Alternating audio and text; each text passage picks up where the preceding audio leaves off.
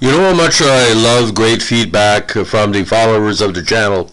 We're nearing 2,000 podcasts here over the last couple of years, and the channel's not for everybody. You gotta have a memory of the NHL or TV or movies or the topics I'm talking about to really truly appreciate it. Now, today I'm going to, it's not a request, but I want you to read something someone wrote on our channel just a few minutes ago, and I'm inspired to do a podcast over it because I think he brought up a good point that I should have covered in the Chicago 1971 season recap, because I was trying to keep to the basic generalities, but again, I don't like to mention this because it's very painful to Chicago fans. Now, Bruce Walker noted, this brings back very, very painful memories of Montreal beating my BlackHawks. Montreal seemed very lucky to me at a young age, but of course they were very good. At some point late in Game 7, probably, Jim Pappin, had Dryden out to dry, and either shot it over the virtually empty net, or Dryden got a piece of it. Chicago almost certainly would have won the cup if that went in. Can you elaborate? Bruce, you're a $1 million non-winner of the day. Exactly what you said has been theorized by many people over the years. Yes, ladies and gentlemen, if they would have tied it, sure enough, I think that Chicago would have won that game. Now, according to a published report, especially in an article in the Montreal Gazette in 2009, titled "Save Still Haunts Pappin," it says, Jim Pappin probably still sees in these nightmares a certain goal that wasn't against the Canadiens in Game 7 of the 71 Stanley Cup Final. The Canadiens were leading Chicago 3-2 with about 4 minutes to play, and the hometown BlackHawks were swarming their visitors' net. Chicago defenseman Keith Magnuson was in the slot for some reason, and he ripped a pass from behind the goal off the stick of rookie Montreal goalie Ken Dryden. The rebound caromed to the right, where Pappin one-timed it for what surely was the game-tying goal.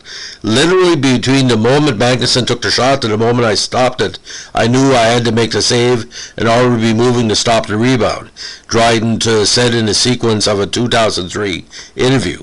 Usually they're separate and discreet, but this one was movement, where the first part of the save was blocking Magnuson's shot, and the second part was throwing up my right leg for what I knew had to come next.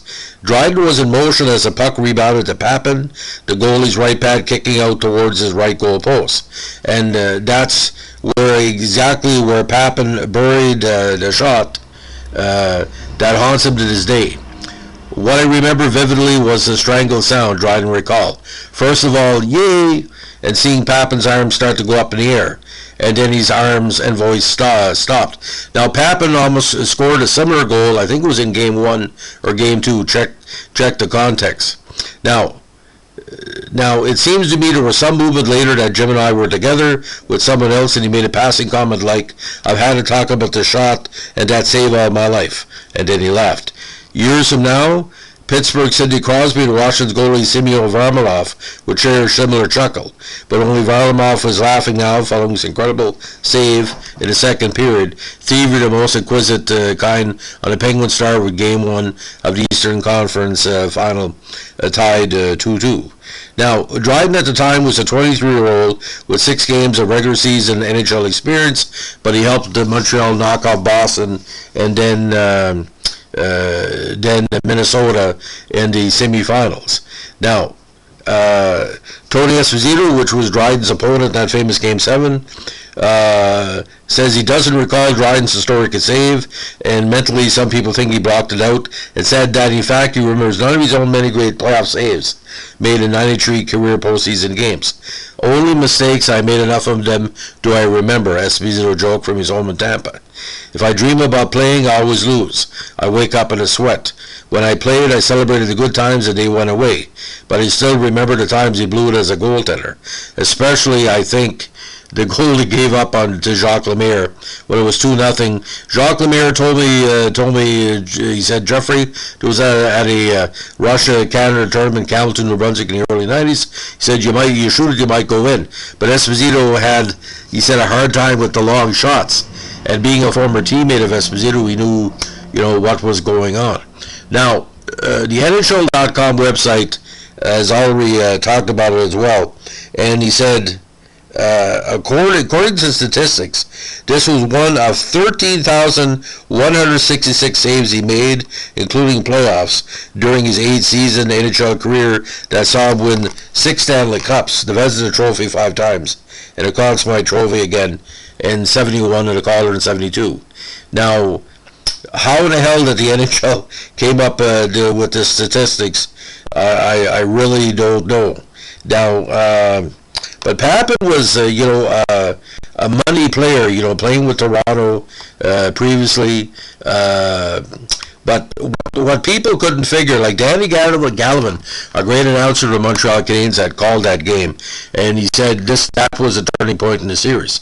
Now, certain people watch the game and don't remember that save. Certain people watch the game, remember Richard's 2 late goals to tie it 2-2 and 3-2. But like I said, Mr. Walker remembers it because it stands out, because Magnuson was out of position, but he made the play, and Dryden had that big, the giraffe, as Esposito called him. He had that style. He made the first save thinking about the second save.